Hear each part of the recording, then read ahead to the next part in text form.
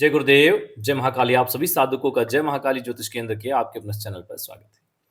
आज स्वामी योगी शिवानंद जी से संबंधित एक विशिष्ट लक्ष्मी प्रयोग सद्गुरुदेव प्रदत्त है और यह विशिष्ट प्रयोग अपने आप में व्यक्ति को संपूर्ण रूप से दरिद्रता से मुक्त कराने के लिए पर्याप्त है। विजय लक्ष्मी प्रयोग कहा जाता है। माता महालक्ष्मी के सहस्त्र जो नाम हैं उनमें विजय लक्ष्मी नाम भी आता है। अष्टलक्ष्मी में भी विजय लक्ष्मी आती है। तो बहुत विशिष्ट साधना प्रयोग है। इसको करके अवश्य ही अपने जीवन की कमियों को पूर्ण किया जा सकता है। संपत्ति, ऐश्वर्य प्राप्त किया जा सकता है। दरिद्रता से व्यक्ति मुक्त हो सकता है। स्वामी योगी शिवानंद पूरे भारतवर्ष में लक्ष्मी साधनाओं से संबंधित विशिष्ट योगी थे।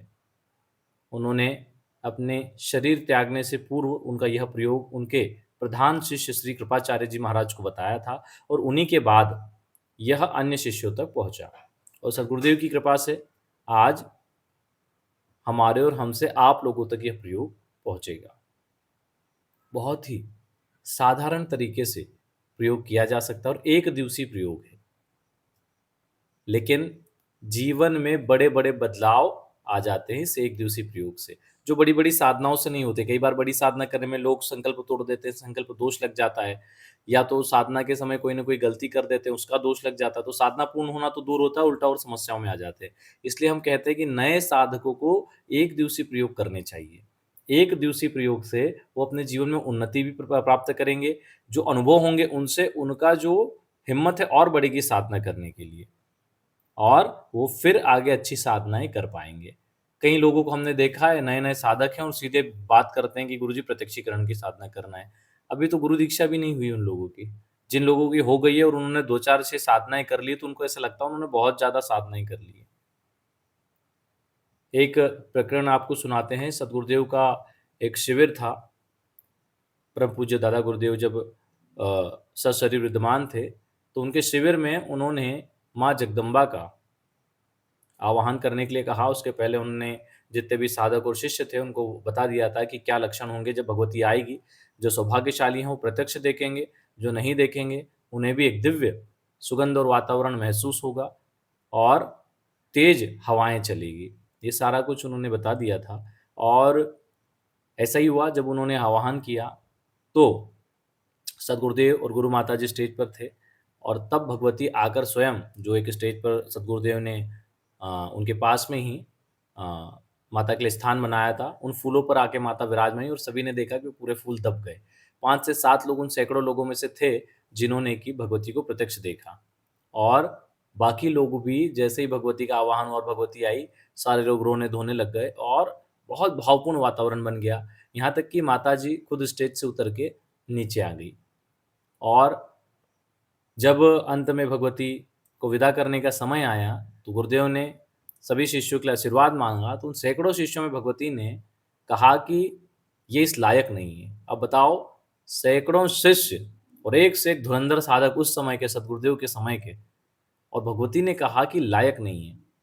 इससे क्या समझने को मिलता है कि इतने बड़े-बड़े साधक होकर भी भगवती का आशीर्वाद पाने के लायक नहीं है। तो आजकल लोगों को लगता है कि 1-2 साधनाएँ कर ली और देवी-देवताओं में बस आ ही जाना चाहिए। कुछ मूर्ख तो ऐसे हैं कि 1-2 साधना कर लेते और बोलते हैं, "गुरुजी क्रोध भैरव साधना का परफेक्ट विधान दे दीजिए क्योंकि हमने ये साधना की आ नहीं रही।" अरे तुम्हारे बाप की नौकर है क्या? आ जाएगी, तुमने किया ही क्या है? करो उसके 40 लाख 50 लाख मंत्र जप अनुष्ठान, कैसे नहीं आएगी? तुम उस लायक ही नहीं हो। जब वहाँ के धुरंधर साधकों को भगवती ने कह दिया कि आशीर्वाद के लायक नहीं है।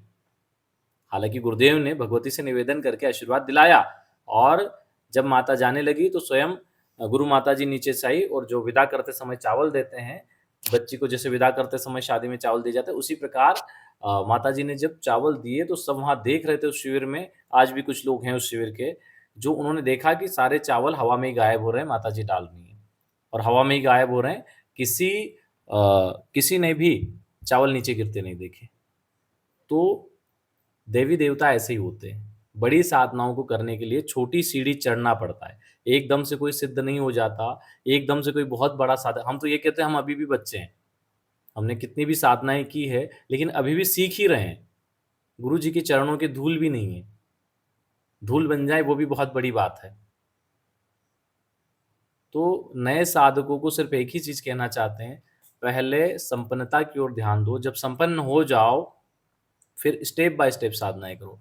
बहुत से लोग कभी दैविक साधनाएँ करते, फिर भूत-प्रेत साधनाओं में चले जाते, पूरा ऑरा बिगाड़ लेते। उसके बाद जीवन भर भटकते रहे, कुछ नहीं होता उनका।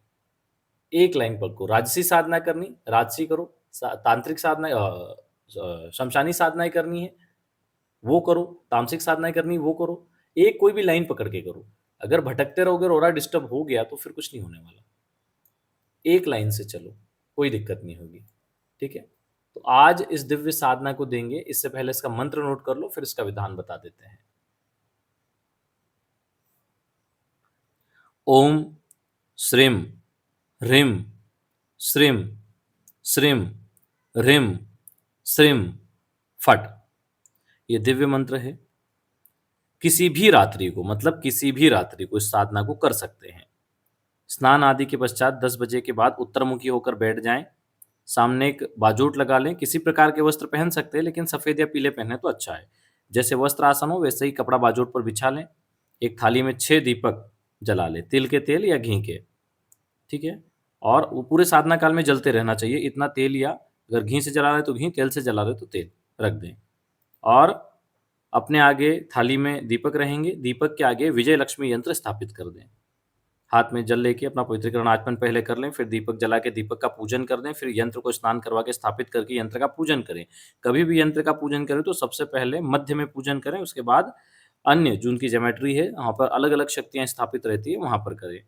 उसके बाद हाथ में जल लेके संकल्प लें कि हम श्री योगी शिवानंद जी प्रदत्त यह दिव्य लक्ष्मी प्रयोग करने जा रहे हैं। भगवती शीघ्र प्रसन्न हो, हमारे जीवन की संपूर्ण दरिद्रता का नाश करें, जीवन के प्रत्येक क्षेत्र में विजय प्राप्त हो, यश कीर्ति धन संपत्ति पुत्र पौत्र की प्राप्ति हो, ऐसा आशीर्वाद दें। बोल के जल सामने छोड़ दें और जल जमीन पे नहीं छोड़ना, या तो कटोरी में छोड़े, बाद में उसको बहते जल में डाल दें या किसी गमले में डाल दें। बहते जल में डालें तो ज़्यादा अच्छा।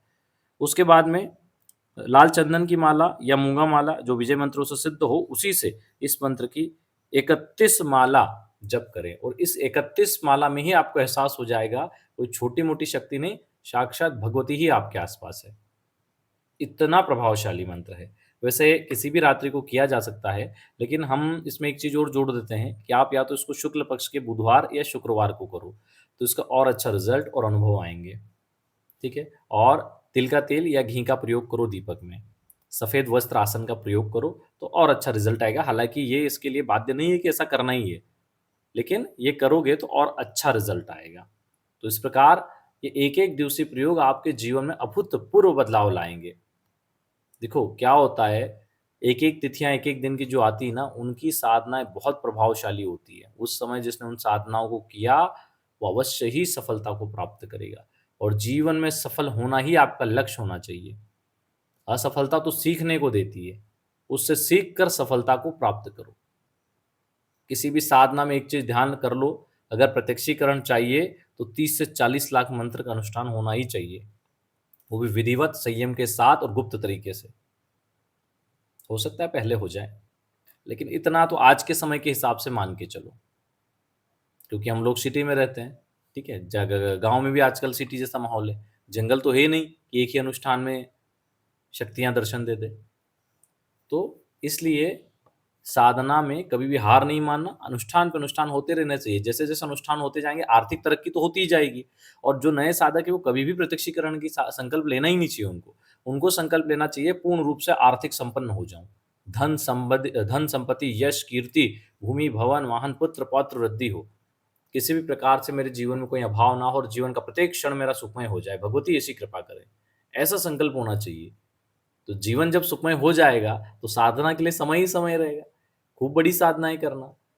इसलिए, और जो लोग प्रत्यक्षीकरण की साधना लेके करते हैं, उनको इतनी अकल नहीं होती है कि वो नए हैं, वो नहीं हो पाएगा, उनकी ऊर्जा इस लेवल की नहीं है कि वो भगवती का दर्शन कर पाएँ। वो आएगी तो भी नहीं देख पाएँगे, या शक्ति आएगी तो भी नहीं देख पाएँगे, क्योंकि उसमें ऊर्जा का लेवल है ही नहीं। उनकी जो ऊर्जा है, वो नीचे की ओर जा रही है। सहस्त्रार से मूलाधार की ओर, जबकि प्रत्यक्षीकरण के लिए ऊर्जा मूलाधार से सहस्त्रार की ओर होनी चाहिए। उन्हें ज्ञान नहीं है रेचक, प्रेरक, कुंभक, भस्त्रिका क्यों करें, कैसे करें, प्राणायाम का क्या महत्व है, मुद्राओं का क्या महत्व है, तिथियों का क्या महत्व है, योगिनी दशाएँ क्या होती है, कुछ ज्ञान नहीं है। बस उन्होंने माला उठाई, यूट्यूब से देखा और बैठ जाएँगे साधना करने, मुझे प्रत्यक्षीकरण करना है। संभव ही नहीं है। फिर थोड़े टाइम बाद जब नहीं होगा तो बोलेंगे अरे सब कुछ बेकार है। मतलब खुद से नहीं हुआ तो सब बेकार है। खुद अगर एक गाँव का पंच का चुनाव नहीं जीत पाए तो बोले बेकार है, कुछ चुनाव-वुनाव होता ही नहीं जीवन में। खुद अगर किसी सब्जेक्ट में फेल हो गए तो अरे बोले पढ़ाई-वढ़ाई कुछ नहीं होती, कोई नहीं होता इससे। ऐसा तो नहीं होता है। तो साधना में भी यही होता है। असफलता का मतलब ये नहीं होता कि शक्ति है नहीं या सिद्धि होती नहीं है। सिद्धि होती है, सफलता मिलती है। करत करत अभ्यास के जड़ मत होत सुजान। लगातार अभ्यास बहुत ज़रूरी है। चलिए आज के लिए इतना ही। जय गुरुदेव, जय महाकाली।